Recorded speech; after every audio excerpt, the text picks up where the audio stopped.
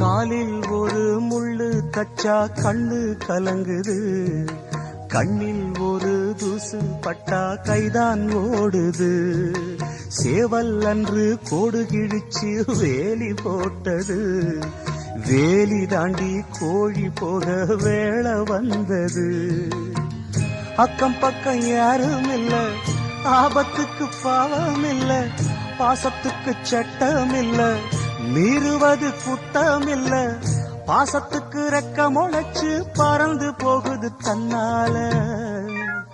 சம்சாரம் அது மின்சாரம், சம்சாரம் அது மின்சாரம்.